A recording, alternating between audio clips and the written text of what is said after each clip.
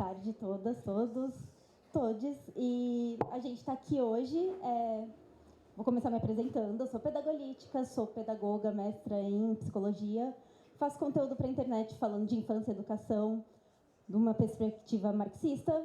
E a gente está aqui hoje, como o título da mesa já disse, para discutir a relevância do capital na atualidade. Eu queria começar agradecendo a Flipei, lembrar que hoje a gente está aqui nesse lugar especificamente e não lá no Vale do Anhangabaú, porque houve um ataque da prefeitura partindo de um lobby sionista para impedir que esse evento acontecesse. E eu achei, no mínimo, irônico, né, a gente perder esse espaço público de ocupação, perder a chance de ocupar esse espaço público, justamente num evento no qual se discutiria a importância do capital. Porque isso só aconteceu porque são pessoas que estão no poder, que, dentro de uma suposta democracia, que deveriam estar representando nossos interesses e não o fazem. E é justamente isso que o Marx ele dedicou a vida dele, não só a entender, mas também denunciar e encontrar formas de superar. E, bom, falando em Marx, né, a gente está aqui hoje para conversar sobre a importância eu acho que todo mundo vai concordar, a principal obra dele, que é o Capital, nos dias de hoje. E estamos acompanhados de três grandes estudiosos do trabalho de Marx. Sei que dispensam uma apresentação, mas vou apresentá-los.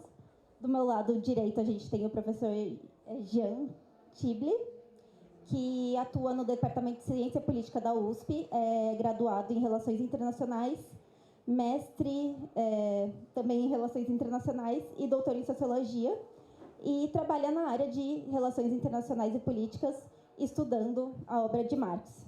Do meu lado esquerdo, eu sou muito ruim de direita e esquerda, me desculpem, tem o professor Vladimir Safatli, dispensa apresentações, mas além de professor, ele é filósofo, escritor e músico, e é titular da cadeira de Teoria das Ciências Humanas na FEFELET. A gente vai receber com a gente também a professora Leda Paulani. Ela ainda não chegou, pois estamos em situação de São Paulo, e chegar nos lugares em São Paulo às vezes é um desafio, mas ela é da economia, então ela é formada em economia, administração e contabilidade pela USP e comunicação social. Ela tem doutorado na teoria da economia e também estuda Marx a partir da perspectiva econômica. E estando nós aqui, né, nesse papel de discutir a importância do capital, eu queria contar para vocês que quando o Pedro me mandou mensagem falando sobre a mesa, me convidando para mediar essa conversa, a primeira coisa que ele falou: vocês vão discutir a importância do capital na atualidade. O capital é importante na atualidade? E a minha primeira resposta que eu pensei foi: sim, pode subir os créditos ali do Arnold porque acabou. Mas responder isso de forma simples seria injusto, não só com o legado do Marx, mas com ele próprio. Porque ele dizia, e ele passou isso para a gente, e a gente só sabe disso graças aos escritos dele, que para a gente superar e se libertar das amarras desse sistema que oprime a gente precisa conhecer esse sistema e precisa conhecer ele muito bem. E eu não sei se vocês conhecem essa história, mas o Marx ele dedicou os últimos anos da vida dele para a escrita do Capital. E ele fez isso de uma forma tão passional, dada a importância que ele entendia que tinha a compreensão desse sistema, que o último suspiro dele foi literalmente sentado na cadeira de uma biblioteca enquanto ele escrevia, né, esse conjunto de livros que a gente chama de O Capital. E eu gosto de acreditar que ele sabia que o livro, o compilado de livros, ele continuaria sendo lido, estudado e debatido mais de um século depois, justamente porque ele dominava mais do que ninguém, acredito eu, o método marxista, que fez com que ele chegasse à conclusão de que a escrita desse livro seria tão importante para a sociedade. E eu acho que eu posso afirmar, e eu acho que vocês vão concordar comigo, que não tem até hoje uma análise mais completa e que explica de uma forma tão esmiuçada o que é o capitalismo. E é o motivo pelo qual não só nós que somos da esquerda, mas também a galera da direita se dedica tanto a ler o Capital e entender o Capital. E aí, dito isso, entendendo que é uma perspectiva que afeta tantas áreas, eu gostaria de dar um pontapé inicial aqui para provocar a discussão, afirmando que o Marx ele não era só um teórico do capital, mas também um filósofo da emancipação, e que esse trabalho ele foi concebido justamente para apresentar um contraponto à ideia liberal de liberdade que é empurrada para a gente desde pequenos. E da nossa perspectiva, enquanto essa operação do sistema capitalista estiver no nosso horizonte, o capital vai continuar sendo relevante, porque a gente vai continuar precisando entender o sistema para entender como que a gente faz para superar ele. E para entender melhor isso de diferentes frentes, nada melhor do que especialistas de cada uma das áreas para contar para a gente um pouquinho de quais são os estudos deles e de como eles entendem a importância do capital na perspectiva dos estudos deles. Okay.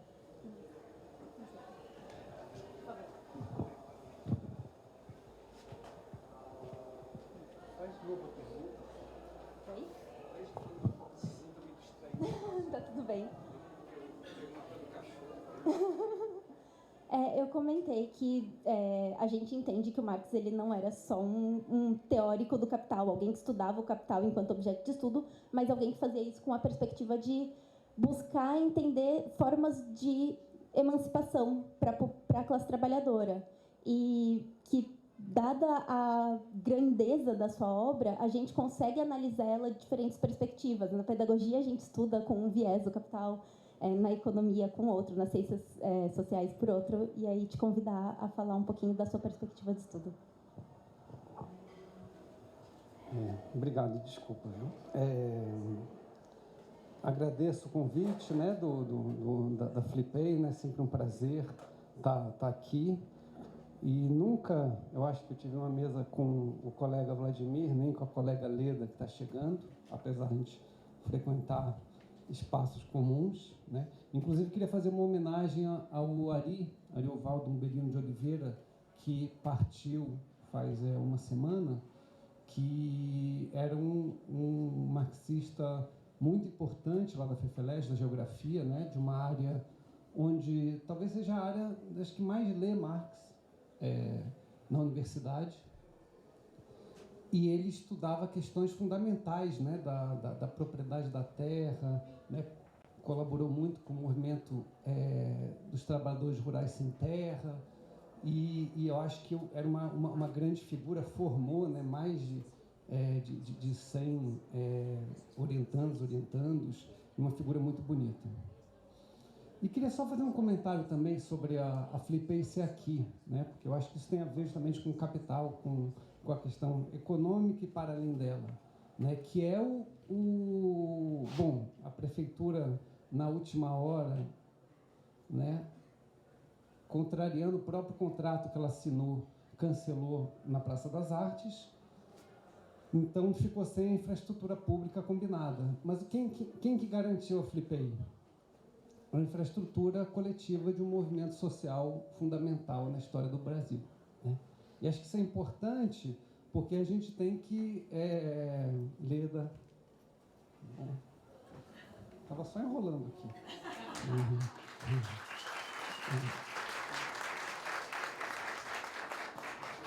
E acho que essa questão da infraestrutura é importante porque ela... sem ela não tem transformação, né? Todas as transformações vêm das infraestruturas construídas pelos movimentos coletivos ao longo da história. Inclusive o que vai ter depois de conquista, sei lá, no âmbito do então chamado estado de bem-estar, sejam as coisas mínimas, voto, salário mínimo, previdência, aposentadoria, saúde pública, educação, tudo isso foi praticado antes por movimentos, né? Por isso que o anarco-comunista Kropotkin fala, né, que o apoio mútuo que é a base da vida, né? E não só da vida humana, né? Aí Marx não dá conta, mas da vida animal, vegetal, fúngica e tudo mais, né? Inclusive, tem uma figura muito curiosa que chama Curzio Malaparte, que passou pelo fascismo, depois se aprumou, né? Na casa dele, inclusive, na Ilha da Sardenha, foi filmado o filme lá do Godard, Desprezo, não sei se vocês já viram, mas ele vai falar que na noite da insurreição bolchevique, em outubro de 17, o Lenin estava muito inquieto, porque é isso, né? A grande noite, né? A tomada do poder. Só que o camarada Leon Trotsky parecia muito calmo. E parece que estava mesmo. Por quê? Porque a revolução já tinha acontecido. Porque toda a infraestrutura já tinha sido tomada pelos bolcheviques, né? O telégrafo, a produção de luz, a circulação dos bondes, a vida cotidiana, coletiva, já estava sob controle. Então, por isso que, inclusive, a tomada do Palácio de Inverno ela é uma performance importante e bonita, mas ela só crava algo que já tinha ocorrido, né? Então, acho que a infraestrutura, que nem se a gente for ler o livro do Rashid Khalid, né, que inclusive forma um casal 20 belíssimo com Ilan Pappé, né, em todo desvelamento da situação na Palestina no último século e pouco, que todo o período antes da Segunda Guerra, na verdade, ele já estava preparando o Estado sionista. Todo o período, ele explica direitinho como que já estava sendo construído, e quando tem a guerra e a Nakba, isso é um salto, mas já estava ocorrendo. Então, acho que é importante valorizar a infraestrutura, uma forma de compreender uma coisa que está aí no Capital, né, do Marx.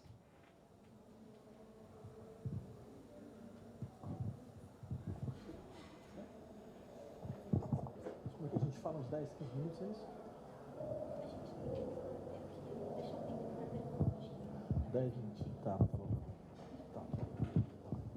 Então, bem, primeiro eu queria só ficar em pé, porque tem esse problema de professores, não conseguir falar direito sentado, né? Eu queria também agradecer o fato de estar aqui nessa mesa com o Jean, com a Leda, com todos vocês, né?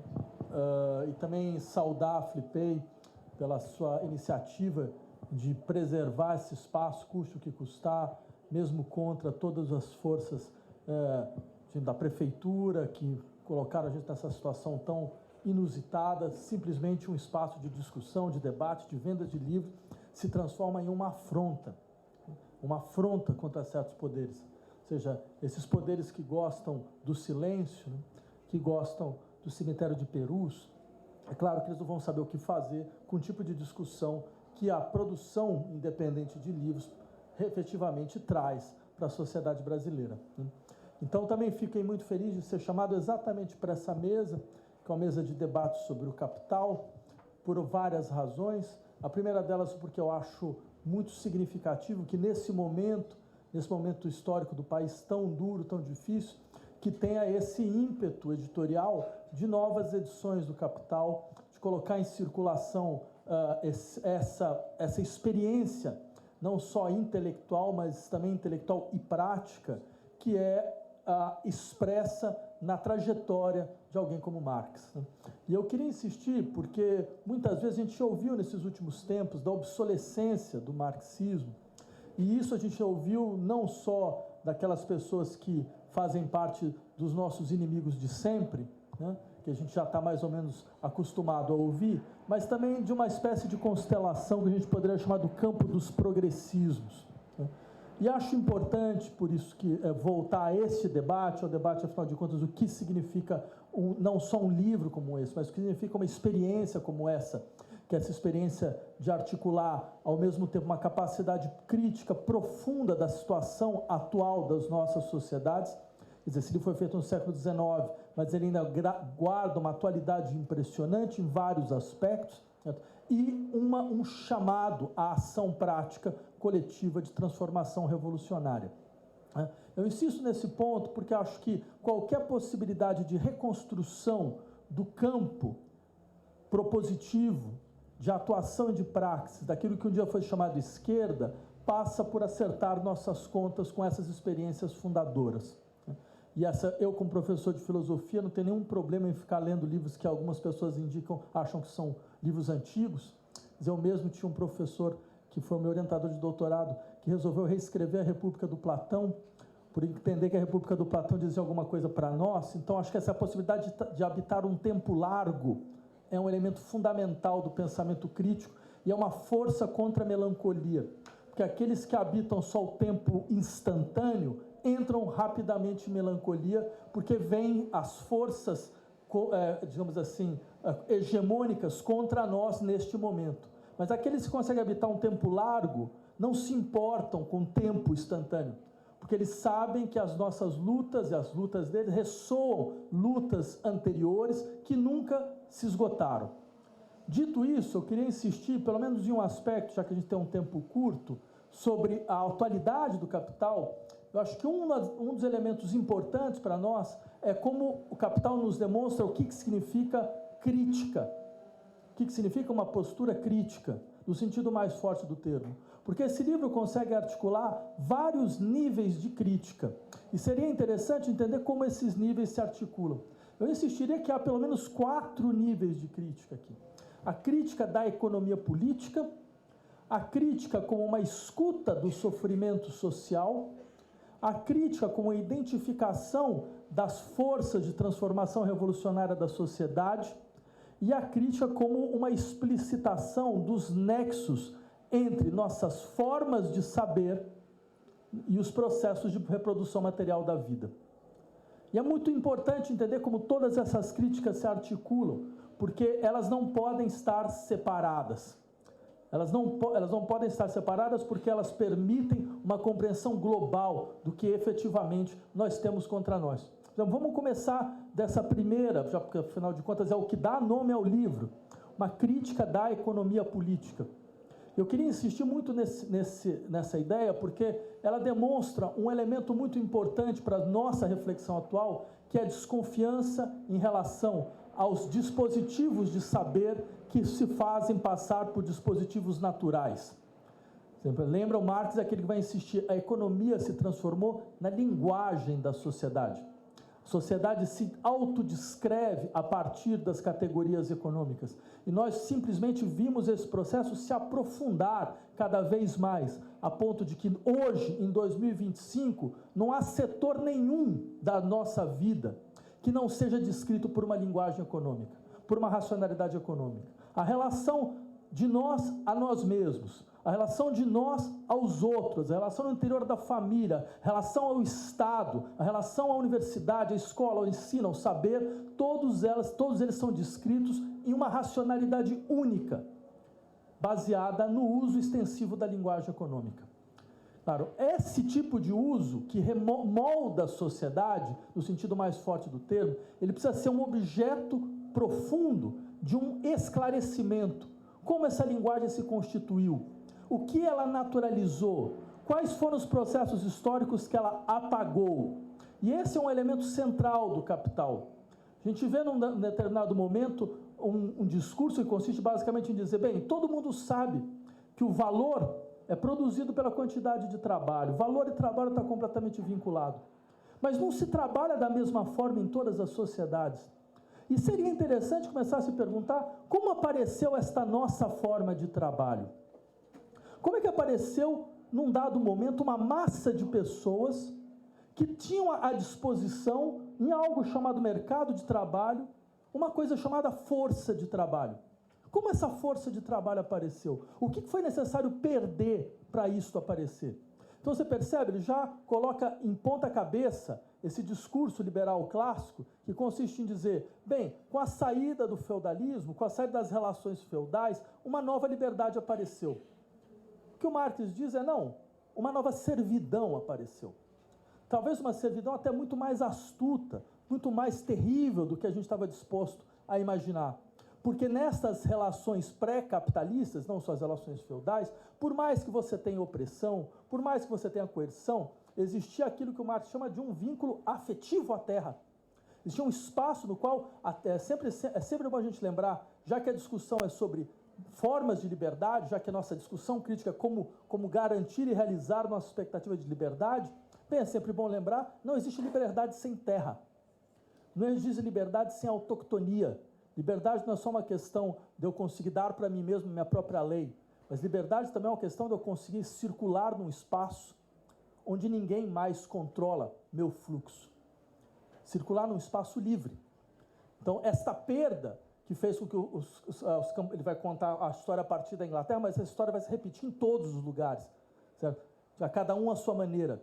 A perda da terra, a expulsão da terra, a perda dos instrumentos de trabalho, a transformação dos sujeitos em meros suportes de uma força abstrata de trabalho. Certo? E como isso não só é a condição para que a racionalidade econômica comece a se constituir, mas como isto é a expressão fundamental de uma forma de sofrimento social.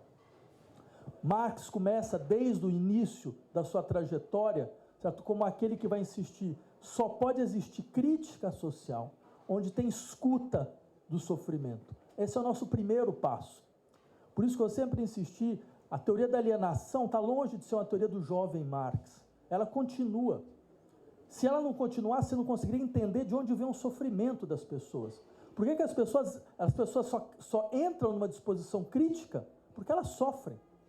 Não porque a crítica faz sofrer, mas porque efetivamente elas entendem que é a partir do dispositivo de questionamento das nossas formas sociais que esse sofrimento que elas sentem no corpo, que elas sentem na sua vida psíquica, que elas sentem quando elas vão dormir, quando elas vão acordar, esse sentimento concreto, absolutamente concreto, certo? Só assim que ele vai poder não só ter uma vocalização, mas ele vai poder ser uma arma apontada contra o presente. Uma arma apontada contra a limitação que o presente nos impõe. Então, por isso, aí tem um terceiro elemento que eu acho importante, essa ideia, e isso nós muitas vezes esquecemos, não há crítica sem o horizonte de uma praxis revolucionária. Esse talvez seja o maior legado que o Marx nos traz. Não é possível um pensamento crítico que não tenha no seu horizonte uma praxis revolucionária de transformação global. Ele vai insistir, não existe transformações locais. Não existe, até porque a gente está vendo muito claramente o que significa essa ideia de que seria possível, de uma maneira ou de outra, autonomizar espaços locais contra a lógica global do capital. A lógica global do capital, ela é implacável, ela não deixa nada fora. Até quando você vai fazer a sua compra de supermercado, quando você vai ligar para o seu namorado ou para a sua namorada, quer dizer, tem um sistema monopolista de extração de valor que age em cada uma das nossas pequenas ações. Isto produziu uma conexão global de sofrimento e catástrofe. A coisa fantástica do Marx é dizer, esta conexão global de sofrimento e catástrofe, que faz com que uma árvore que cai num espaço de ocupação de uma tribo Yanomami me concerne hoje em dia, certo? Uma modificação do processo de produção no Bangladesh toca a minha vida. Isto pode ser não só a história de uma catástrofe global, mas o dispositivo fundamental da constituição de uma subjetividade política global de ação. Porque é possível fazer com que essa técnica que foi levantada contra nós, essa tecnologia que foi levantada contra nós, seja redimida e que ela possa ser, então, uma arma apontada contra aqueles que nos expoliam e aqueles que nos assujeitam. Então, vocês percebem? Tem um terceiro nível importante de crítica. E eu insistiria, essa articulação global, uma crítica das nossas formas de saber, como essas formas de saber, elas naturalizam formas sociais. Uma crítica que escuta o sofrimento e faz da escuta do sofrimento o seu horizonte fundamental de ação. É uma crítica que vai entender, enquanto existir sofrimento, há possibilidades revolucionárias.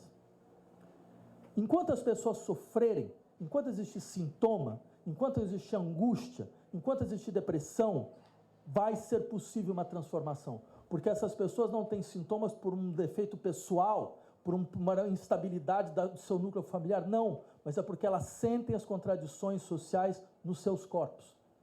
Elas sentem as contradições sociais nas suas vidas. E tem passagens do Marx muito interessantes nesse livro, o primeiro capítulo, livro do Capital, onde ele vai descrever como a grande indústria muda o corpo do trabalhador. como ele interfere no corpo do trabalhador, como ele faz o trabalhador ser um sujeito que parece que tem só um membro. Então, ele é uma grande orelha. Eu conheço gente que é um orelhão, né? Um grande orelha. Né? Ele é só um braço, né? Ou seja, ele vira um apêndice da máquina. Esse processo, que antes estava ligado concretamente à máquina, hoje está ligado à estrutura geral de funcionamento da nossa sociedade. Uma fragmentação brutal que faz com que as pessoas não tenham a possibilidade de simplesmente enriquecer sua sensibilidade, porque aí vem o que Marx entende por emancipação. Se a gente quiser uma colocação clara, Marx entende por emancipação a possibilidade de enriquecimento multilateral da sensibilidade humana.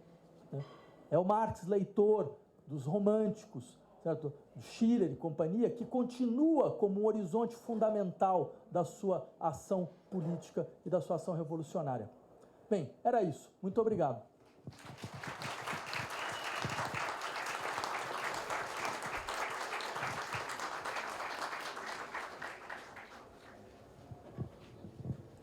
Bem, boa tarde a todas e todos e todes.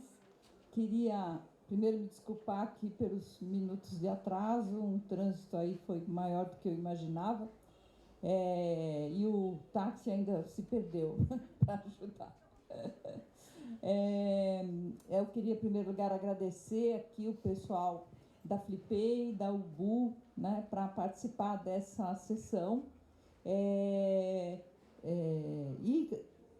também comemorar, né, essa edição da UBU do Capital, né? É um prazer para mim estar aqui do lado do Safatli, do Jean, que são pessoas que eu admiro e respeito, e para a gente falar de um livro que acho que muito caro a nós três, né, e a muita gente. Eu queria também, antes de falar alguma coisa sobre o Capital propriamente, ou por que ainda hoje o Capital, né? Por que ainda hoje é importante e nos enriquece, nos faz entender melhor o mundo, né? Se a gente ler o Capital. Eu queria, então, em primeiro lugar, fazer uma coisa que o Vladimir já fez, mas que eu acho que vale reprisar. É uma saudação à profusão uma vitalidade da vida editorial brasileira recente, né? Com essa profusão de editoras progressistas e que conseguem, inclusive, montar uma coisa dessa, né? Com perseguição aí, com claras razões ideológicas, com o braço comprido aí do sionismo atingindo todo mundo, mas consegue em 3 tempos, porque isso foi avisado com 3 dias, né, 4 dias de antecedência, consegue em 3 tempos reorganizar as peças e manter o evento, né? Então isso também é uma expressão de uma vitalidade da atividade de esquerda, né, capitaneada por este grande milagre que existe no Brasil, que se chama MST, né? Então, conseguir ter esse espaço de resistência que possibilita a gente estar aqui hoje, nessa tarde, falando desse tema, né? Eu acho que é uma coisa que nos deve fazer feliz, né? A gente tem que saudar isso enfim, para a gente não ficar tão desanimado, né? Como a gente fica quando a gente olha o mundo e vê o que vai acontecendo, e a ascensão da extrema-direita e tudo isso, e você fala, meu Deus, né? Não, estamos aqui, estamos discutindo, né? E eu acho que, enfim, a realidade, ela pode nos surpreender, né? E pode, com a nossa própria atitude, né? Eu não gosto muito do termo, porque são os liberais que usam, propositiva, né? No bom sentido, no sentido da discussão e da reflexão de esquerda e progressista, eu acho que a gente pode ter boas surpresas pela frente, né? Eu sou muito pessimista sempre, então é bom eu mesma fazer um discurso não tão pessimista para eu mesma como é que se diz, me podar, me controlar. Bom, falando do Capital, né? O Vladimir fez 2 menções que me lembraram de 2 coisas, né? Ele falou, eu não me importo de ler livros considerados velhos. Eu tampouco, né? Eu adoro lá ler o Adam Smith, o Marx, obviamente, né? Mas quem começou a pensar a economia, né? E que deu origem a isso que se chama hoje de ciência econômica. Porém, dentro da minha área, não é assim que acontece, né? Dentro da minha área, existe uma espécie de discriminação contra quem estuda, por exemplo, história do pensamento econômico. Porque se afirma que o estado mais avançado do conhecimento está na fronteira do conhecimento. Então, se você ler o último artigo que foi publicado na American Economic Review, tudo já está lá. Isso aí é o resultado condensado, né, de toda a evolução do pensamento econômico. E você não precisa ler nada para trás. Se você ler aquilo, entender e tal, você está up to date, né? Você está, já sabe tudo que é possível saber sobre ciência econômica. O que é uma visão, evidentemente, obtusa, né? Mas que ajuda a consagrar a economia ortodoxa, né? Que é uma economia cuja fundamentação teórica nasce se consolida, na realidade, com a Revolução Marginalista, chamada Revolução Marginalista, no último quartel do século XIX, né? Mas é essa visão, então, que predomina, que prevalece até hoje, mesclada aí um pouco com o mundo keynesiano, nos anos dourados do capitalismo, sobre os quais eu vou falar também daqui a pouco, né? Mas é essa linguagem que prevalece, é essa linguagem, inclusive, que constitui para mim aquilo que foi a vitória maior do assim chamado neoliberalismo nestas 4 décadas. Mas, sem sombra de dúvida, é a vitória ideológica, né? Mais do que toda, digamos, a transformação material em relação ao que existia antes de capitalismo, que o neoliberalismo produziu, né? Mais do que isso, houve uma vitória ideológica arrasadora do ponto de vista dos chamados novos liberais, né? Dos neoliberais.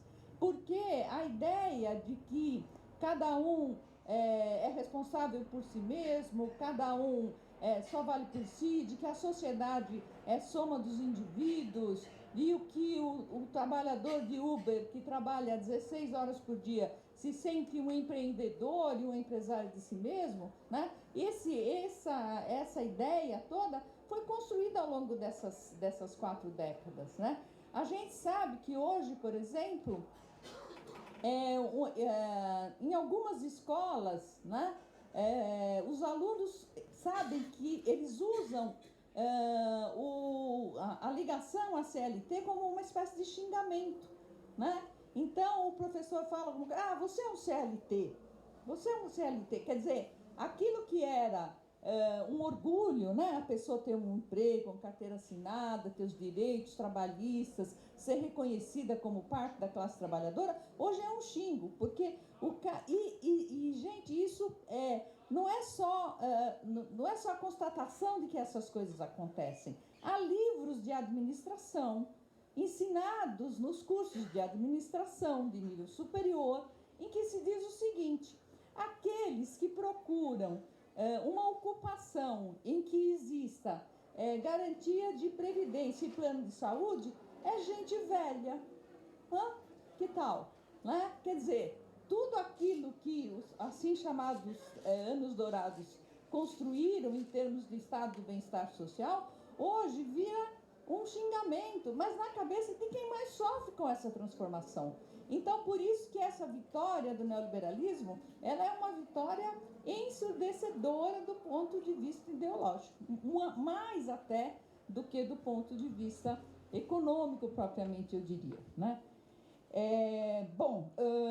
Mas então, claro que então, por que ler o Capital hoje, né? Eu não estaria aqui falando tudo isso para vocês se eu não fosse uma estudiosa e admiradora do Capital, né? Mas mesmo dentre aqueles, falando então de se o Capital é ultrapassado ou não é, né? Mesmo dentre aqueles que julgam que o Capital, sim, é um livro importante e tal, o Marx tem importância e tudo mais, mas muitos acham, né, ou pelo menos achavam, agora acho que a realidade está mostrando o contrário, que o Marx tinha ficado ultrapassado, né? Por quê? Porque esses famosos anos dourados que se construíram depois da Segunda Guerra, né, logo no pós-Segunda Guerra até o começo dos anos 70, né, foram anos em que, de fato, o capitalismo conseguiu, né, por meio de uma série de expedientes, como o próprio Estado do Bem-Estar Social, o chamado controle da demanda efetiva, que vem dessa concepção keynesiana de Estado, o Acordo de Bretton Woods, que organizou o sistema monetário e com isso concedeu uma certa autonomia aos Estados nacionais para desenvolver determinados tipos de políticas, né? Não só política econômica estricto sensu, mas política pública também, né? Então tudo isso, todo esse conjunto, né, permitiu que o capitalismo, ao mesmo tempo, produzisse crescimento do produto e da renda, né? Portanto, em situações próximas àquilo que os economistas chamamos de pleno emprego, né? Ou seja, o desemprego que existe seria apenas um desemprego ficcional, né? Aquele desemprego natural que existe, porque o sujeito saiu de um emprego, ainda não foi para outro, então ele está no período de transição, isso conta como desemprego, mas então o desemprego ficou reduzido a esse desemprego ficcional, o que do ponto de vista macroeconômico significa uma situação de pleno emprego. Então foram quase 3 décadas em que praticamente não existia desemprego, os salários cresceram, né, e os direitos trabalhistas foram se avolumando, foram se encorpando em função da criação do tal Estado do Bem-Estar Social. Bom, isso tudo é uma situação, né, que, de uma certa forma, desmentiria a chamada Lei Geral da Acumulação Capitalista que o Marx descreve lá no capítulo 23 do livro 1, né? Porque o Marx ali, ele é claro, ele faz várias hipóteses sobre, por exemplo, o comportamento do mercado de trabalho e vai chegar à conclusão de que o capitalismo tem esta lei geral, que quanto mais crescer a riqueza capitalista, quanto mais houver acumulação, etc., portanto, quanto mais riqueza se produzir, ao mesmo tempo mais miséria se produzirá, né? Por causa do exército industrial de reserva, por causa da tendência do capital à concentração e à centralização, por causa da sobreacumulação de capital, enfim, uma série de tendências estruturais do sistema que decorrem da própria lógica do sistema, produziriam essa situação, cada vez mais riqueza, simultaneamente a cada vez mais miséria. Bom, os tais 30 anos dourados pareciam desmentir esta lei. Então, nesse período, era muito comum, eu me lembro que quando estava para surgir a edição original a edição que deu origem a essa edição da UBU agora, a tradução, né, que foi coordenada pelo professor Paulo Singer, lá no começo dos anos 80, que foi publicada nos Economistas, né, na coleção Os Economistas da Abril Cultural, que depois se transformou, mudou de nome e passou a chamar Nova Cultural. Mas nesse período, quando a gente estava aí na expectativa de que essa edição viesse a público, eu fui a alguns debates, alguns eventos em que se dizia essas coisas. Algumas coisas o Marx errou, gente de esquerda, né? Algumas coisas o Marx errou, porque de fato os trabalhadores conseguiram melhorar de vida, etc, etc, etc, né? Bom, isso foi, hoje, a gente olhando assim retrospectivamente, a gente pode dizer que isso foi um parênteses dentro da história do capitalismo, né? Ou como quer um sociólogo alemão chamado Wolfgang Streeck, né? Foi o único período da história do capitalismo em que o capitalismo conseguiu conviver minimamente com a democracia, né? Depois disso, só foi um andar para trás, né? Bom, Só que também toda essa narrativa, né, primeiro, então, foi um período muito particular da história. Segundo, o que poucas vezes é dito, isso foi restrito a um pedaço muito pequeno do planeta, né? Isso foi a realidade das chamadas democracias avançadas do Atlântico Norte, né?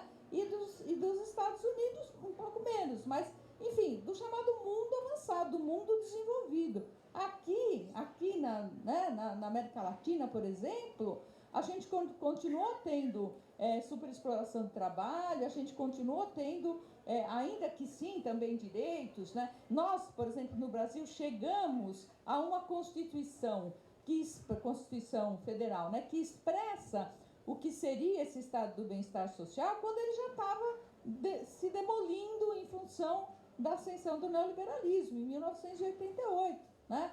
Nós nadamos contra a corrente aí nesse sentido. Então, essa narrativa, na realidade, ela nunca foi verdadeira, né? Nem naquele período. Por quê?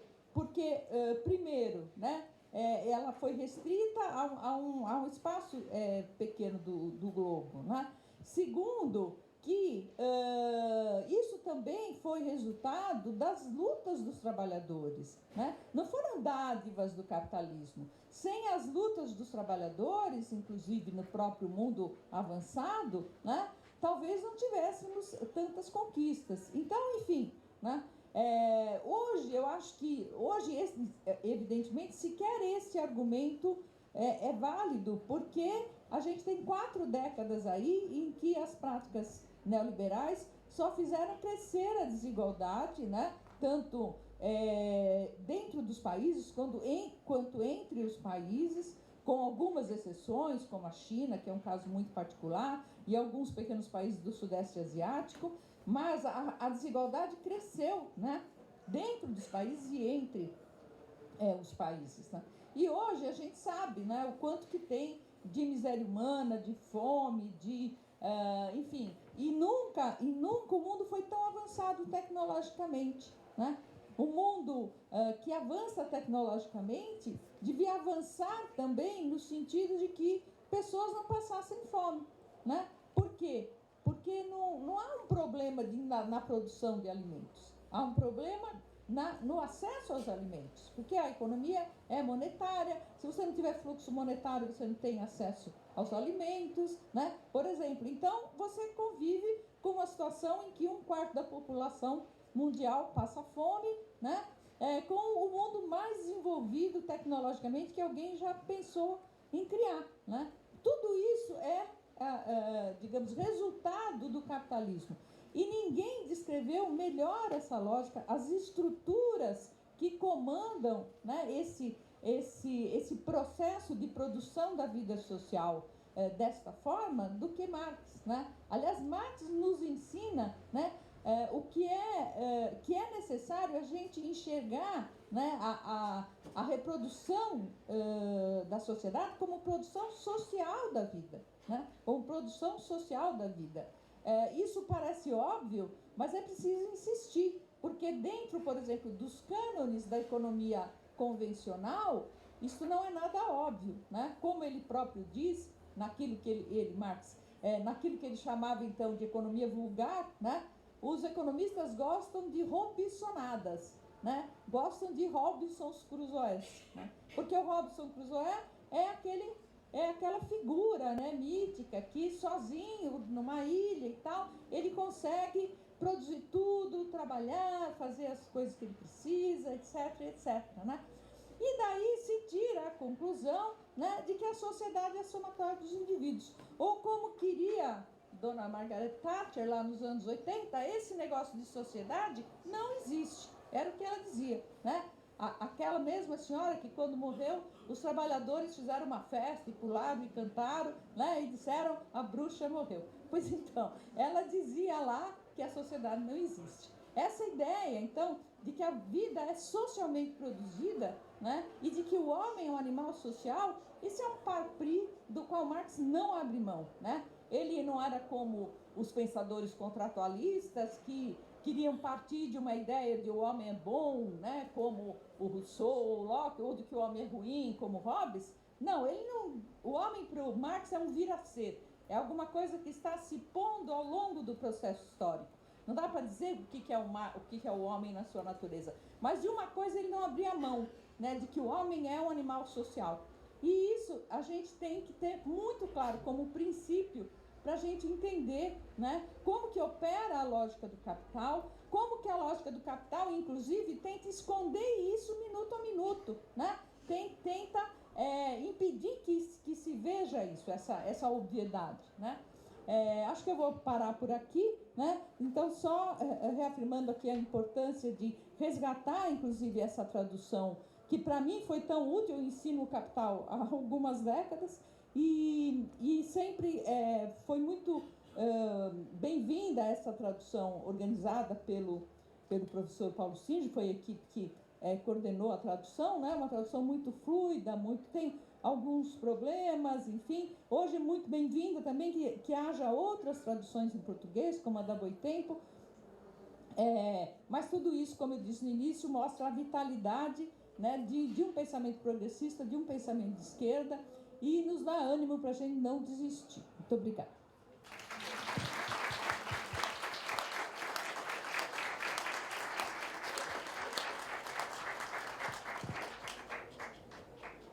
Eu acho que a gente conseguiu aqui ter uma boa perspectiva de como o capital é uma ferramenta, um instrumento fundamental para a gente observar a nossa sociedade, a gente entender ela de uma forma ampla, de uma forma complexa, nas mais diferentes áreas. Mas uma coisa que também é fundamental é a gente entender que isso pode ajudar a gente a entender da nossa perspectiva. Porque um grande ensinamento que Marx nos traz é o de que não basta a gente entender o problema, não basta a gente entender a sociedade ou entender o contexto no qual a gente vive, mas a gente precisa agir de forma ativa para transformar ela também. E agora eu queria convidar vocês, enquanto sujeitos ativos na transformação da sociedade que vocês vivem, a trazerem perguntas para a mesa, não uma mesa, a gente não tem uma mesa, mas enfim, perguntar para os professores o que vocês gostariam de saber, de que forma vocês podem contribuir para isso. Eu acho que eu vou precisar passar nesse corredorzinho já. Vai passar no microfone. Olá, meu nome é Draco, eu sou professor de Biologia e como hoje eu moro na Alemanha, estou organizado no MLPD, o Partido Marxista-Leninista da Alemanha, né? E nesse contexto da luta e a necessidade de praxis, né, de não só entender o mundo, mas mudar ele, e a gente entende que a raiz do problema está o capitalismo. O que vocês poderiam dizer a respeito dessa postura que tem muito na esquerda também ainda, em que tem outras ideologias, né, a serviço do liberalismo, do capital, como racismo, sexismo, especismo, e existe muitas vezes uma disputa no lance de não, mas o problema mesmo é o capitalismo, deixa tudo isso de lado, cada um na sua, né, com essas demandas ditas às vezes até sectaristas ou enfim, mais individuais, e falar, não, vamos focar no capital, porque existe um entendimento também, que eu proponho aqui, essas ideologias, entre aspas, menores, o agir contra o capitalismo passa por elas necessariamente, inclusive com a interseccionalidade. A gente não pode ignorar nenhuma delas. Se a gente fala que a gente é contra a emancipação humana, respeitando a natureza, a gente não pode deixar um pedaço do todo de fora, né? Até a dialética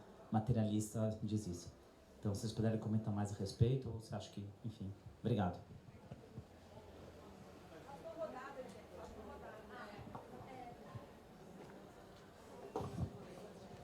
Boa tarde, eu sou Flávio, eu sou professor da Rede Estadual de Ensino há 35 anos. E eu cresci em São Bernardo do Campo, minha casa dava fundos para a gigantesca fábrica da Toyota que já não está mais lá.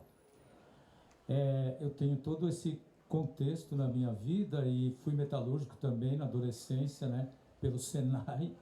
E eu vivi essa chamada reestruturação produtiva dos anos 90 ali no ABC e agora estou na sala de aula há muitos anos e vejo a destruição da minha profissão dentro da sala de aula e tal.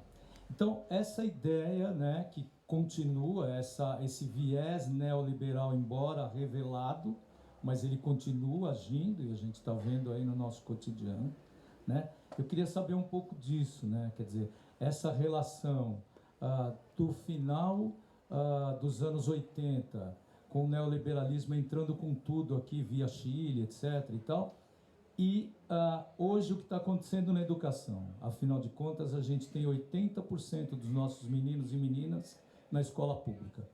E a gente está vendo o que está acontecendo. É isso aí. Boa tarde a todos e todas. Parabenizo a mesa, a organização, aí meus colegas Jean, Vladimir, professora Leda. Tem uma pergunta específica para a Leda Paulani.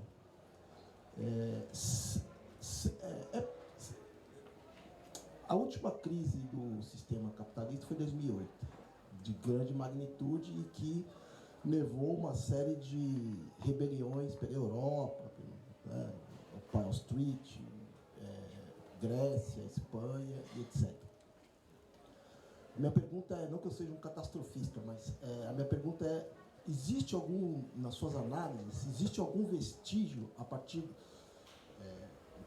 dos instrumentos do capital do Marx, existe algum vestígio na estrutura do sistema capitalista hoje que pode e que aponte uma crise como aquela no próximo período, ou o sistema hoje não é possível fazer esse tipo de diagnóstico, os arranjos dos estados nacionais, dos bancos centrais, dos fundos de investimentos, hoje estão muito mais preparados para isso, ou na sua leitura é possível, olha, a esquerda tem que ficar atenta, porque num determinado momento pode ocorrer um cenário como o de 2008. E em 2008 a esquerda foi pega de surpresa para variar.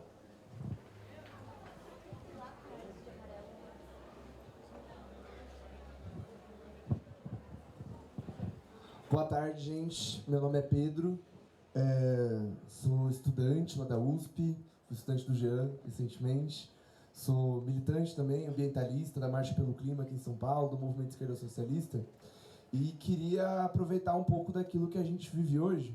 A gente acabou de ver o PL da devastação ser sancionado, né? Com alguns vetos, mas acabou de ser sancionado faz algumas horas. E uma das coisas um dos grandes debates que estão se tendo hoje em dia, né, é sobre a crítica ecológica que o marxismo pode ter ao capitalismo, né?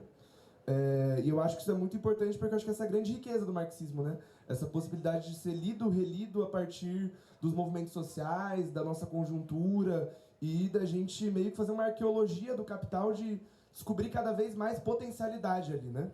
Então eu queria saber aí dos professores também qual que é a potencialidade do Marx nesse sentido, né?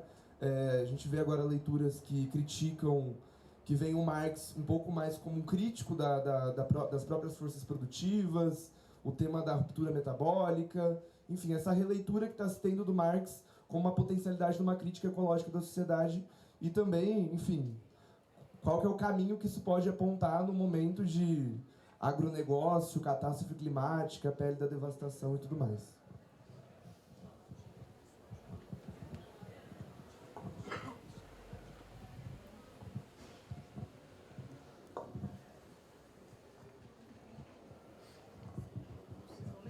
Boa tarde, eu sou Eurico, professor de filosofia.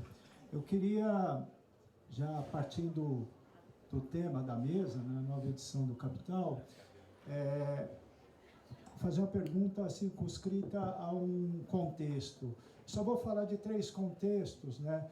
Nós tivemos ali, nos anos 20, 30, 40, o grande esforço da geração para atualizar o próprio capital no sentido de enfrentar as vicissitudes históricas. Estou falando do Karl Korsch, Marxismo e Filosofia, Lukács, né? História e Consciência de Classe, Gramsci. Nós tivemos, assim, com todo o sofrimento, mas uma geração frutífera do ponto de vista das ideias, de novos caminhos e de chamar a atenção de certos aspectos que um outro caminho do marxismo, numa linha positivista, estava flertando naquele processo. Isso é um. Nós tivemos uma outra tradição importante na Inglaterra, né, que gerou o Eric Hobsbawm, Perry Anderson e mesmo o Edward Thompson, também enfrentando novas vicissitudes, buscando respostas. E aí eu chego a nós. Nós somos formados de que houve um grande grupo, abre aspas, o primeiro grupo que fez uma leitura sistemática do Capital nos anos 50 para 60, né? Que tinha o senhor Fernando Henrique Cardoso, o grande Paul Singer e assim por diante, tal. E para nós, do ponto de vista histórico, essa geração, como, entre aspas, o primeiro estudo sistematizado do Capital, o que desse grupo ficou para nós, né, de ganho? Ou, na minha impressão, um sentimento de engasgo, sabe? Um mal-estar. Embora, como todo o processo é contraditório, a gente teve ali alguns grandes que ficaram aí na luta, como o senhor Paul Singer, entendeu? Ottaviani, mas o sentimento que saiu dali foi de um engasgo. Como é que a gente analisa a contribuição desse primeiro grupo de leitura sistemática do Capital? Quando eu digo primeiro grupo, eu volto a pôr entre aspas, porque nós tivemos uma história de luta, não de intelectuais públicos, mas de intelectuais e militantes, como outros, né? Que não aparece muito. Obrigado.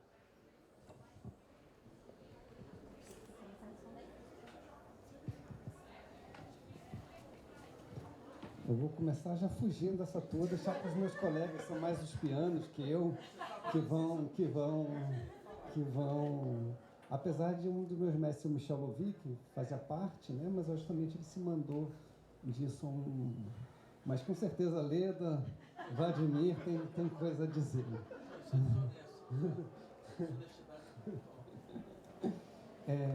Bom, obrigado pelas perguntas. A primeira, eu não lembro do nome da pessoa, mas eu acho que um dos capítulos que eu mais gosto do livro 1 é sobre o fetichismo da mercadoria. E acho que ele conversa com o que a pessoa colocou. Por quê?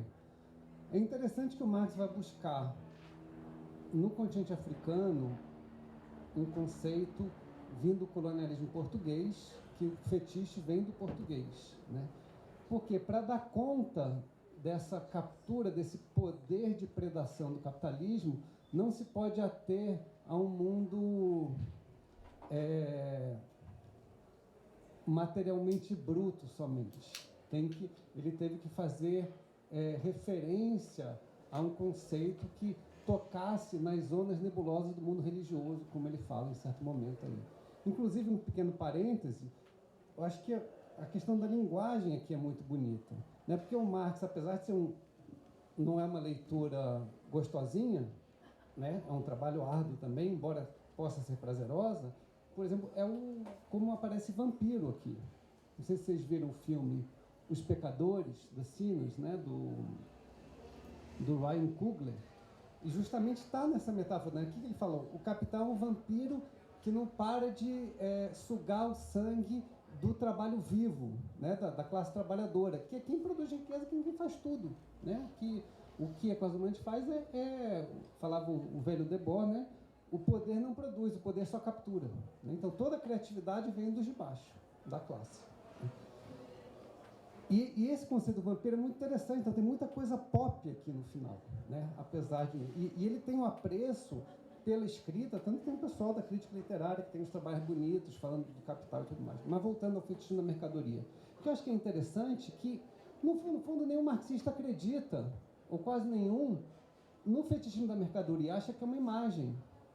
Mas se a gente ouvir cientistas, por exemplo, um cientista Yanomami, chamado Davi Copenauer, ele olha para a gente e fala: ah, não, eu conheço esse pessoal, é o povo da mercadoria, que só pensa nela, só age a partir com e sonhando até com ela, né?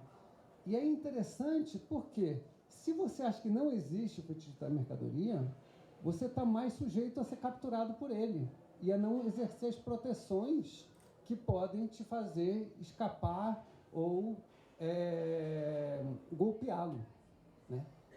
E se a gente olha para as Américas nas últimas décadas, e minha geração acho que vem disso, né? Que começou a atuar ali na segunda metade dos anos 90. Quem realmente se opõe ao capitalismo nas Américas? Né? Os metalúrgicos, de alguma forma, sim. Né? Os camponeses, sim, bastante. Mas quem foi o grupo, a coletividade que está ali no dia a dia mais contundente? Eu acho que são os povos indígenas, ou de uma forma mais ampla, os povos da terra. Né? Que aí vai incluir quilombolas e várias chamadas, para falar rápido, comunidades tradicionais. Né? Só que, por que não... E por que a oposição é tão forte?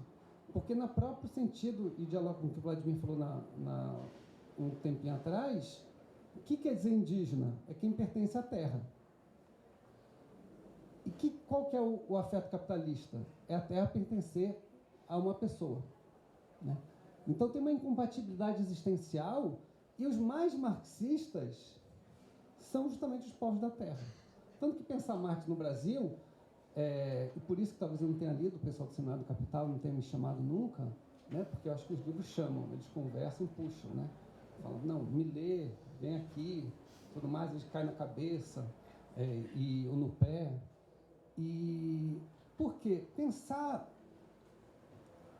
Marx no Brasil ontem, hoje, possivelmente amanhã, é pensar a partir de quem luta. Né? Esse é o sentido do Marx. E quem que faz isso?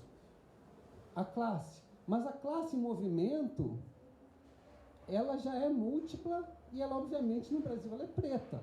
Né? Tanto que uma das coisas mais interessantes que tem acontecido, vai ter uma mesa, acho que amanhã, sobre o Clóvis Moura, né? Uma das coisas mais interessantes que tem acontecido e está no marco, né, desse florescimento editorial dos últimos anos, do qual a Flipei é uma das expressões, a releitura do Clóvis Moura. Porque antes do Clóvis Moura, não é só ele, né, mas ele, vamos dizer, para falar rápido, representa isso. Tinha a ideia que as pessoas escravizadas não tinham lutado. Era esse o nível do debate. E ele inverte isso. Né? Então, e o que ele fala também? Que até o sistema escravagista entrar em crise, ninguém, praticamente, a não ser as pessoas escravizadas, lutavam contra a escravidão. Então, no fundo, acho que a Érica Malunguinho falou isso de uma certa forma, para que separar o que não está separado? Né? Separar é uma operação do poder. Ou uma pessoa equivocada, ou uma pessoa operando pelo poder. É os dois que eu vejo. Para não me alongar muito, né, sobre a educação. Aqui em São Paulo, sobretudo, né, o pessoal não gosta em geral muito do Darcy Ribeiro, né? Mas eu amo ele e acho que ele é uma grande referência. Óbvio que tinha uns problemas dele e tudo mais. A própria ideia de falar o povo brasileiro, acho que é um equívoco monumental, né? Seria para começar os povos, mas eu acho que ele tinha uma forma, ele era o contrário daquele dito anarquista, né? Ai governo, soy contra.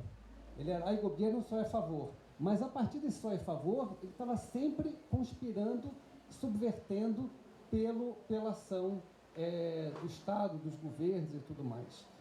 E quando eu vejo o que ele fez no Rio, ou toda a vida, tudo, eu acho que ele é uma das figuras que é interessante para pensar que é ocupar um espaço e transformar, não ocupar e ser transformado por ele. Né? Então, acho que não responde a pergunta do professor exatamente, mas é o que... E, por fim, a questão ambiental. Eu acho que é daí, né, onde... Primeiro que eu acho que aí, de novo, né, tem uma crítica à devastação ambiental capitalista de séculos de intelectuais, xamãs, indígenas e tudo mais. Do qual tem que aprender porque é uma ciência, mas é uma ciência que perturba o marxismo. Fala que a pedra age, ou que o ensinamento vem de uma planta e que isso é percebido em rituais com consumo de alucinógenos, isso pode ser perturbador para uma ciência marxista, muito marxista. Mas isso que dá o combustível para a turma ser tão poderosa, né? Mas eu acho que o Andrés Malm, o Correia Saito, mesmo o velho mestre Michel Louvi, eu acho que é um dos pontos que o marxismo tem mais a contribuir, tem tido bastante coisa interessante. E eu acho que vamos dizer, conversa um pouco, o Vladimir falou do sofrimento, né? Tudo que está ali o Marx tem muitas passagens, inclusive no livro 1 do Capital, que dá para se extrair uma perspectiva ecológica, né? Às vezes, né, o Correia pode forçar meia barra, mas eu acho que até não tem nenhum problema nisso, porque o que o Marx está falando para a gente pegue isso aqui é uma arma, é uma ferramenta, né, que é a pesquisa, né? O Fanon, quando ele foi para Blida, na Argélia, ele vinha da formação de Saint-Alban, né, da psicoterapia institucional na França, que é onde, em todos os asilos, instituições desse tipo, morreu muita gente de fome. Saint-Alban é o único lugar que não morreu ninguém de fome durante a Segunda Guerra, né, além das outras coisas. E ele tenta o que ele tinha aprendido em Saint-Alban, e funciona bem que era separado, né, entre homens e mulheres, muçulmanos e franceses. E ele fica a cargo das mulheres francesas e dos homens muçulmanos. Com as mulheres francesas tudo funciona bem de Saint-Alban. Aí quando ele vai tentar com os homens muçulmanos, nada dá certo. E o que ele faz? Ele vai pesquisar. É isso que o Marx está falando para a gente. Pesquisem. E o que era pesquisar? Era ir ver os marabou, né, os curandeiros argelinos, entender o que significa cura e doença no contexto argelino, como que os jinn, lá, os espíritos, os espectros processam. Então é isso que ele está falando para a gente. Tem que ler. E ele é muito atual, obviamente. É hora de parar. Só que eu acho que ele está falando para a gente seja marxista, né? Tem essa piada aí falando tudo que eu sei que eu não sou marxista, mas assim, vá com e contra Marx. Eu acho que é isso que ele pede para a gente, né? Que ele é um pesquisador apaixonado. Por que não terminou o Capital? Porque não dava para terminar. Não precisava. A gente que de alguma forma tem que fazer isso. A gente falando, as pessoas que lutam querem transformar, né?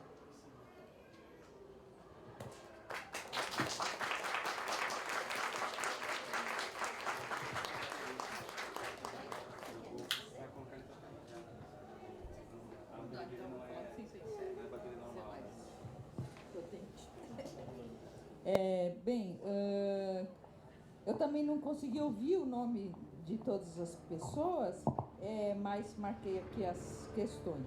Não tenho a cabeça do Jean que consegue guardar, eu marquei aqui no papelzinho. Bom, eu acho que o ponto principal da primeira questão é essa controvertida questão, né, dos chamados identitarismos, né?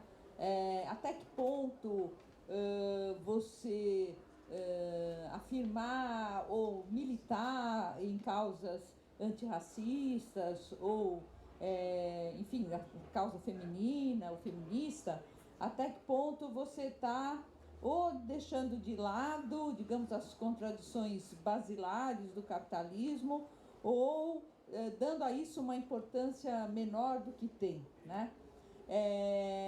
Essa questão é muito controvertida e acaba separando realmente os militantes, ativistas, a gente progressista de modo geral, em dois blocos, né? Quer dizer, um bloco que acha que não tem que, quer dizer, a questão que vale mesmo é a contradição capital-trabalho, é isso que está por trás de tudo, então não adianta ficar insistindo em outras questões, né? O que, quer dizer, seria uma coisa ruim insistir nisso. E um outro lado que vai falar o contrário, vai dizer não, se você não falar de racismo, se você não falar de sexismo, se você não falar de LGBTfobia, você não está, né, falando da realidade concreta, das contradições que de fato estão colocadas e tal, né? É como se a contradição capital-trabalho fosse um tipo de pressuposto que fica por detrás, mas que não se explicita e portanto, as lutas concretas passam por outros caminhos. Eu acho que essa clivagem ela é muito enganosa, né? Porque, na realidade, as coisas são complementares, elas não são opostas. Elas não são opostas. Se a gente não entender, por exemplo, como é que o capitalismo se constituiu no Brasil e qual foi a importância do trabalho escravo, né? Qual foi a importância da escravização na própria lógica da acumulação capitalista no Brasil, a gente entende muito pouco, né? A gente entende muito pouco, inclusive, do que é o nosso país hoje, de por que a desigualdade aqui é uma mancha, né? Que é tão difícil apagar, tão difícil diminuí-la, né? Então, para mim, na minha cabeça, não faz sentido, né, a gente ter que optar. Não, ou você faz a crítica da economia política usual, né, apontando as mazelas da lógica do capital, então, ou bem você faz isso, ou bem você vai fazer a luta antirracista, feminista, etc., né? Na minha cabeça não cabe, eu acho que se faz tudo junto, né? Tudo junto e combinado, né? Por quê? Porque essas são, digamos, opressões, né? Na questão do feminismo, por exemplo, né? A gente pode lembrar o seguinte, você diz assim, olha, não vem me dizer que essa opressão do masculino pelo feminino é uma criação do capitalismo, porque as sociedades patriarcais são prévias ao capitalismo. Existiam sociedades patriarcais anteriores, né? É verdade. Só que lá nessas sociedades, em geral, as mulheres não eram consideradas inferiores, não eram subordinadas. Ao contrário, elas tinham um papel de uma relação atávica com a vida, né? Que tinha poderes sobre a vida que os homens não tinham, né? Então elas eram respeitadas, elas não mandavam, vamos dizer assim, não tinham comando, mas elas eram respeitadas, né? Tem muitos autores que escrevem sobre isso, mas a gente pode pensar, não é por acaso que as bruxas são sempre mulheres, né? E que se queimam bruxas quando o capitalismo está se afirmando, está assim, né? Então, de alguma maneira, essa relação de opressão homem e mulher que produz, né, todas as desigualdades que a gente conhece no nosso dia a dia entre homens e mulheres e toda a violência dos homens em relação às mulheres, né, é um desdobramento, sim, né, é um resultado também, vem junto também com a própria opressão capitalista, né? Então, eu acho que é dessa forma que a gente tem que considerar. O mesmo se poderia dizer sobre a questão racial com uma carrada de razões, né? Sobretudo para quem vive num país como o nosso, né? Num país como o Brasil, com a história que tem. Bom, a questão da educação, eu não sei se eu compreendi bem a questão, né? O que está acontecendo com a educação, não sei exatamente aqui o professor se referiu, mas se você está se referindo à questão da desvalorização da educação, se é isso, beleza. Então, a questão da desvalorização da educação, do desrespeito ao professor, tudo isso, eu acho que isso tudo, em primeiro lugar, para mim, faz parte um pouco dessa vitória ideológica do neoliberalismo, né? Por quê? Aí por detrás disso tem uma relação complicada, que é a relação entre neoliberalismo e extrema-direita, neoliberalismo e autoritarismo, né? Que, enfim, são coisas que precisam ainda ser esmiuçadas e se trabalhar em cima disso, né? Mas o neoliberalismo, ele tem uma carga de violência e ele tem uma carga de autoritarismo, né? E aí a educação é sempre um empecilho, né? Ela é sempre um problema, porque ela vai justamente dar autonomia aos indivíduos, e violência e autoritarismo não gostam de autonomia. Acho que é um pouco por aí que eu enxergo essa questão. A questão da crise de 2008. O Jean não se referiu a ela, mas eu não sei se você esqueceu ou se você achou. É minha. Ó, eu perguntei por isso, sabia que você ia falar que era minha. Bom, a questão da crise de 2008. Será que temos uma crise como essa pela frente? Será que... Olha, é muito difícil responder essa pergunta assertivamente, sim ou não, né? Por quê?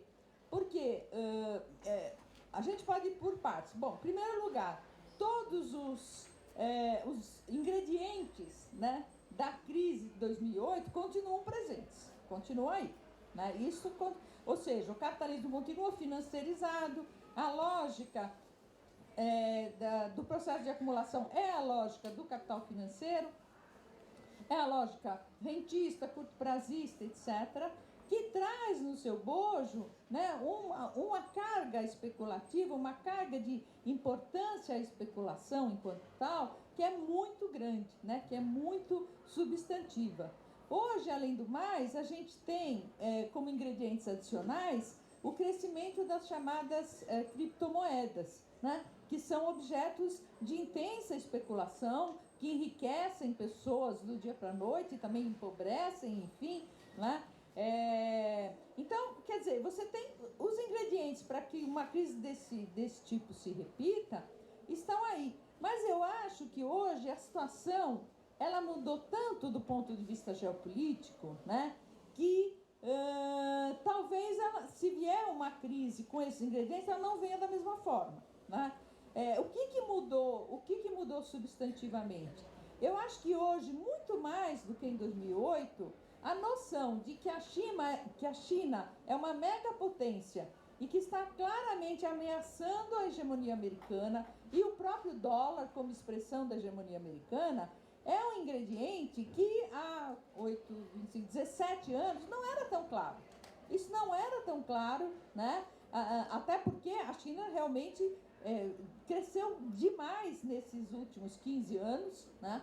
E realmente se colocou como um competidor à altura dos Estados Unidos. Então, esse é um elemento que muda aí o cenário como um todo. Por quê?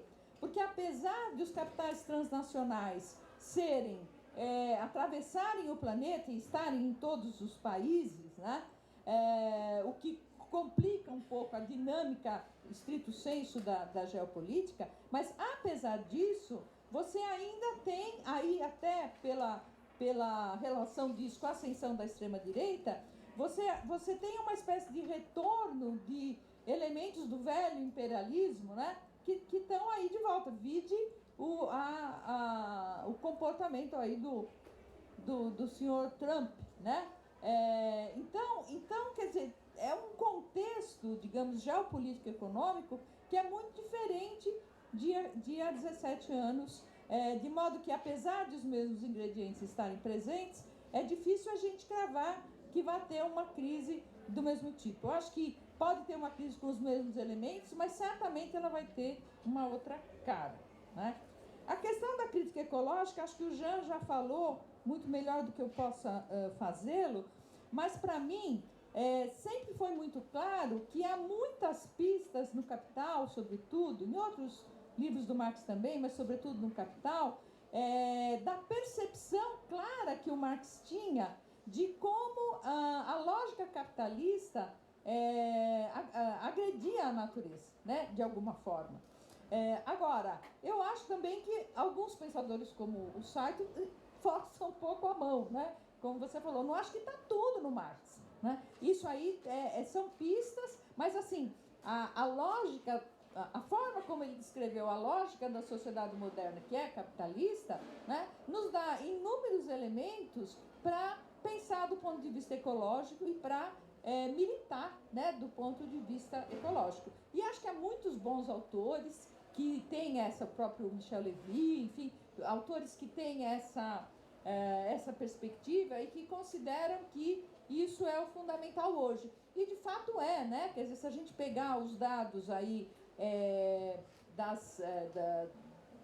dos acordos que foram firmados, a falência do chamado Acordo de Paris, né? Um aumento da temperatura que se esperou que fosse chegar só em 2100 pode chegar agora em 2030, né? E os desastres naturais que isso pode provocar. Enfim, tudo isso é uma demonstração inequívoca da absoluta importância, uma importância aí para a própria sobrevivência da raça humana, né?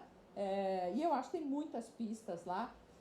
Se a gente não lê o Capital e Direito, a gente não vai perceber por que apesar de tantos protocolos, tantos convênios, tantos acordos que são estruturados desde os anos 70, né, entre vários e vários países, por que isso não adianta de coisa alguma? Né? O resultado é pífio que se consegue com isso. Por quê? Porque a lógica que comanda toda a reprodução social e material da vida é a lógica capitalista, que ignora completamente todos esses empecilhos. Bom, por fim, a questão do grupo do capital, né? Olha, eu acho que aí a gente precisaria ter, que são coisas distintas, né? Eu acho que a figura do Fernando Henrique é que deu, pelo menos para mim, um pouco essa sensação de engasgo, né? Você fala, pô, o cara estudou Capital, depois fez o que fez e tal, né? Mas o Fernando Henrique é um. Eu acho que a tradição de leitura do Capital que aquele grupo construiu, ela é absolutamente importante, fundamental. E mais, eu diria que ela é, hoje, das melhores do mundo, se não a melhor, no meu entender, a melhor. Tem um filósofo, enfim, cuja leitura me é muito inspiradora, que é o professor Rui Fausto, e que, de alguma forma, é produto desse grupo também, né? Essa forma de ler o Capital com um pé muito firme na dialética e na contradição é uma coisa brasileira que, Vladimir sabe disso melhor do que eu, que inclusive se sobrepôs ao peso da leitura estruturalista dos anos 60, que dominou o mundo, e o Brasil ficou aqui porque tinha essa tradição dialética. Eu acho que esse é o legado positivo que esse grupo traz, a despeito do engasgo do FHC. Obrigada.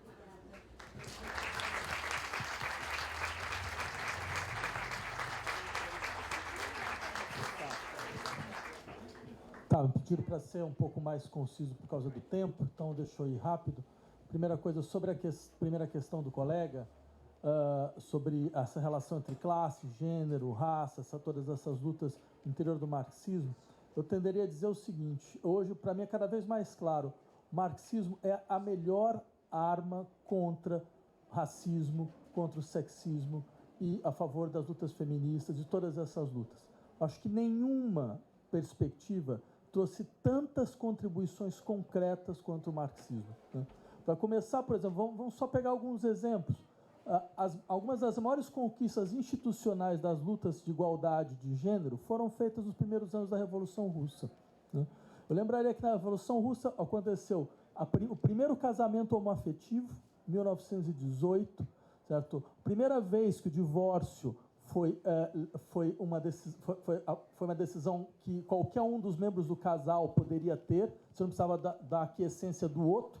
O resultado foi que, por exemplo, em 1925, a quantidade de divórcios na União Soviética era maior do que a soma da quantidade de divórcios em todo o mundo. Em todo o mundo. Você tem uma série de elaborações extremamente conscientes e interessantes nesses primeiros momentos.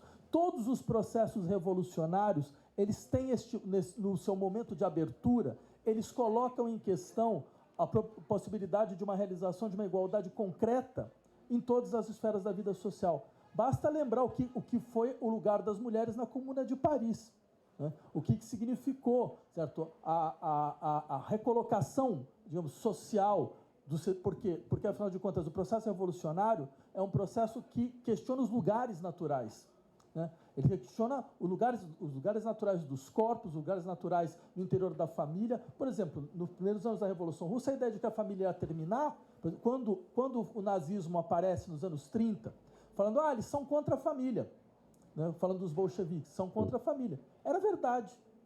Quando eles chegam para a gente e falam, a gente quer destruir a família, né? O que a gente tem que dizer é falar, não, é verdade. É verdade. De fato. Porque para o comunismo, a família era uma figura de um processo produtivo que não precisaria mais ter lugar tal qual, né? Quer dizer, você tem relações de amor, mas você também tem relações de coerção. você também tem relações de sujeição, você também tem relações de naturalização de processos de hierarquia, né? Então, seria possível preservar as relações de amor, abandonando essas outras relações, criando outras formas institucionais. Então, esse é o primeiro ponto. Segundo, sobre a questão racial, eu acho importante lembrar esse ponto, porque não teve nem maior contribuição ao processo de lutas coloniais do que o marxismo. O marxismo instaurou a dimensão das lutas anticoloniais.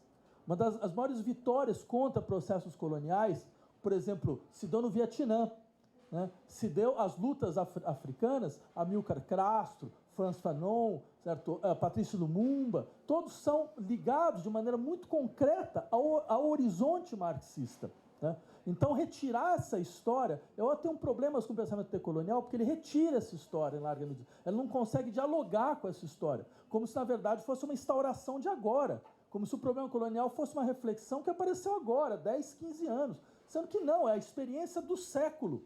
A experiência do século é uma luta anticolonial muito profunda, que tem uma consciência muito clara de como não existe questão de classe sem racialização. Se, afinal de contas, o processo de acumulação primitiva não é primitivo, é permanente, se o processo de espoliação, o processo do qual o capital ele consegue, através das dinâmicas coloniais, permitir todo o acúmulo que vai dar os saltos tecnológicos nos países centrais, ele precisa da perpetuação do regime colonial. Basta a gente ler os textos da Rosa Luxemburgo sobre o problema da acumulação primitiva, com essa ideia da acumulação primitiva permanente. Então, se é isso, bem, o processo de acumulação primitiva exige a racialização como um dispositivo central, né? Como seu dispositivo de estabilização, porque a maneira como você vai fazer de colocar todas essas massas espoliadas num processo de profunda precarização, uma precarização que não é só social, é também psíquica, é também subjetiva, como a gente sabe muito bem, né? E eu insistiria nesse ponto, porque, por exemplo, sei lá, tem gente como Aníbal Quijano, que vai falar, não, a raça é o dispositivo fundamental de sujeição social, certo? Claro, a gente não está dizendo contra isso, mas uma coisa é você falar, ele é o dispositivo central de sujeição social. Outra coisa é você falar, é o dispositivo central de sujeição econômica. Porque se ele é o dispositivo central de sujeição econômica, só a mudança na base econômica para o processo racial. Então não adianta eu tentar integrar massas racializadas dentro do sistema capitalista, colocar pessoas racializadas para fazer campanha de publicidade de automóveis. Não adianta. Não vai acontecer nada, a mudança vai ser zero, certo? Você utiliza essa raiva de décadas, de séculos, certo? Contra esse processo em direção ao dispositivo econômico que permanece, que de uma certa maneira estabiliza essa dinâmica, ou ela vai voltar. Ou acontece como a gente está vendo agora. O primeiro processo de crise do capitalismo, o que é a primeira coisa que eles fazem? Eles voltam, sabe? Eles mobilizam as dimensões, digamos, de sensibilização social, voltam nos mesmos marcadores de violência de sempre. Você integra pessoas trans no processo nas grandes empresas, a primeira crise que você faz, você tira todas elas, né? Por quê? Afinal de contas, você faz com que a sociedade volte aos mesmos marcadores. Essa disposição econômica, ela vai sempre fazer isso. Eu diria, talvez uma das grandes contribuições do Marx nesse processo é a luta é total ou é nenhuma. Ou ela é contra todo o sistema, ou ela é uma contradição global contra o sistema, digamos assim, a consolidação de uma força global contra o sistema, ou ela não é nenhuma.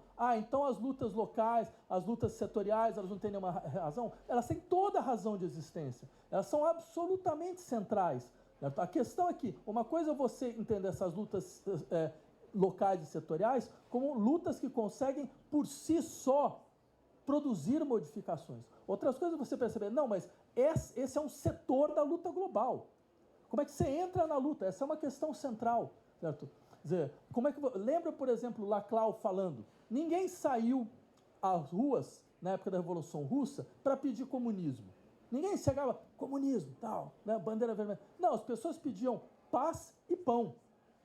Qual foi o processo da inteligência política da época? Falar, sim, esta é a questão. Esta é a questão. Só que para conseguir essa questão, não vai ser só distribuindo pão agora. Para essa questão seja resolvida, é necessário que efetivamente um processo global entre em marcha, de transformação global entre em marcha, né? Então, esse sobre a primeira questão.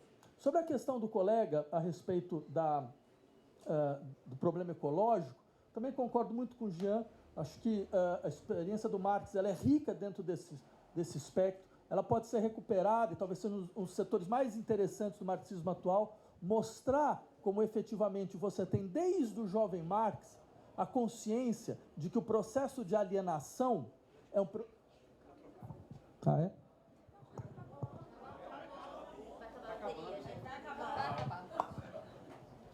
Que o processo de...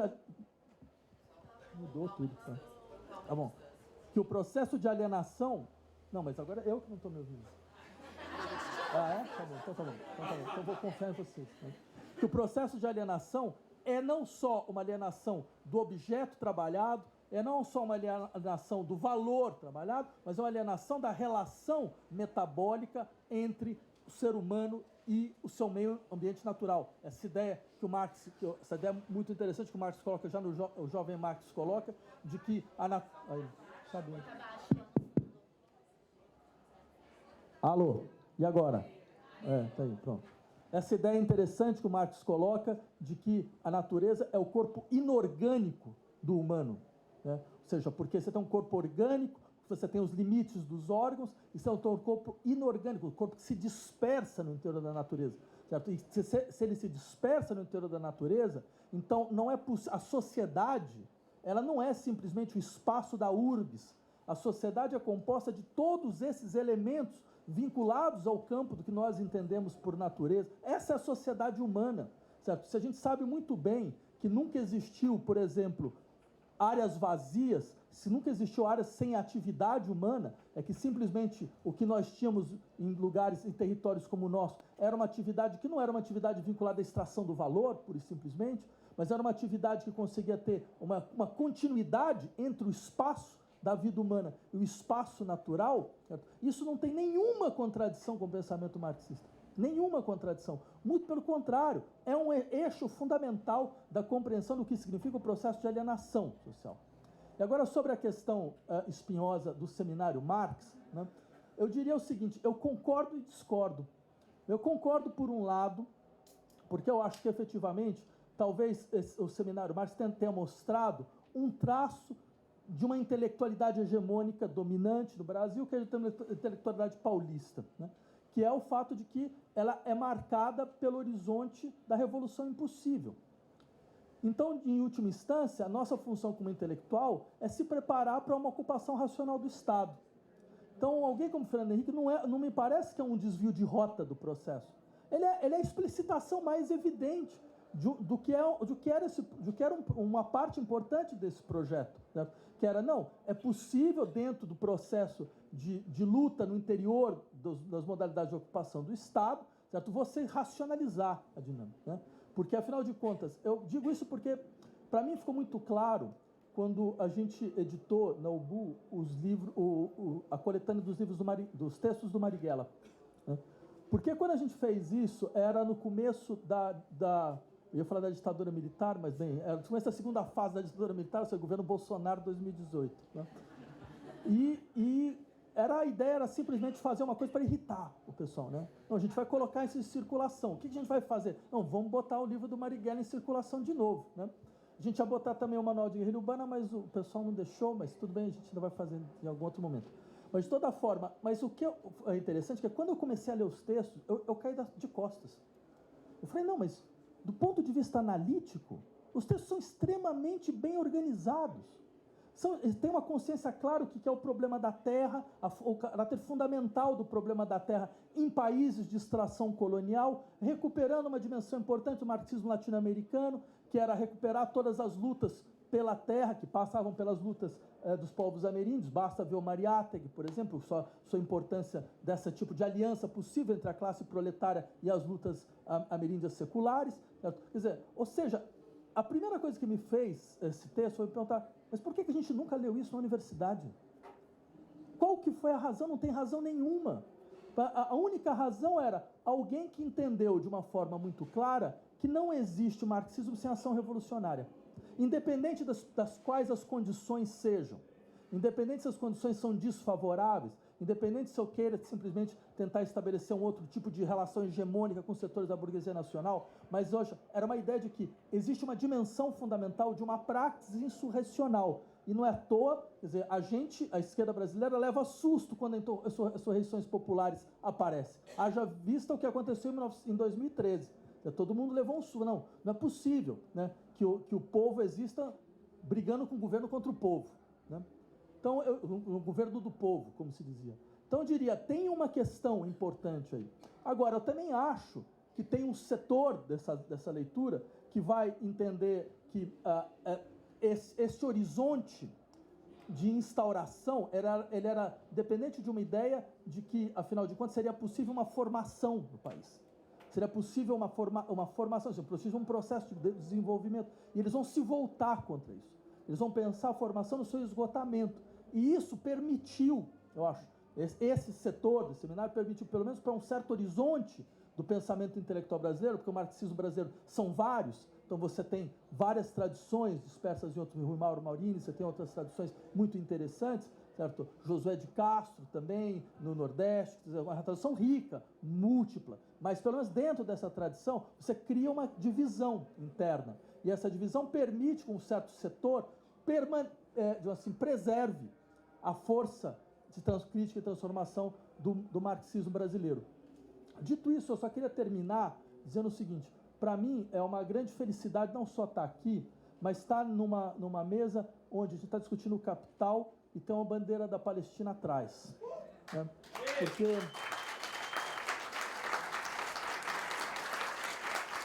Porque eu acho assim, há certas épocas que são atravessadas por aquilo que a gente chama em filosofia de uma experimenta crucis, certo? Uma situação crucial, que faz uma divisão muito clara, que é como você agiu diante dessa situação.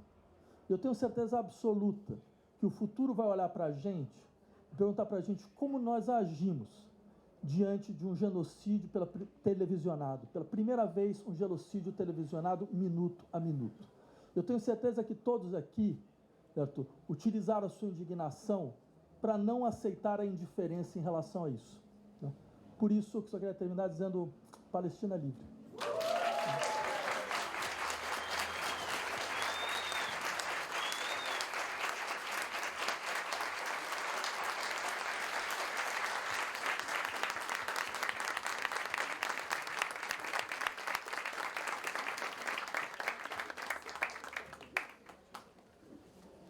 Gente, a gente podia ficar aqui por horas e horas discutindo e ouvindo esse debate sobre a importância do capital. Não vão embora ainda, por favor, eu tenho um recado importante. Mas, infelizmente, o nosso tempo é curto. Temos outras mesas que também têm assuntos importantes que vão acontecer. E eu queria convidar vocês que estão aqui agora para, assim que a gente encerrar, os nossos convidados estarão na mesa, ali na frente, ao lado da camisa crítica e da mesa de entrada da Flipei, assinando os livros deles. Já vou aproveitar para fazer meu jabá também. Eu escrevi uma história em quadrinho. Quem quiser conhecer, está no stand 35.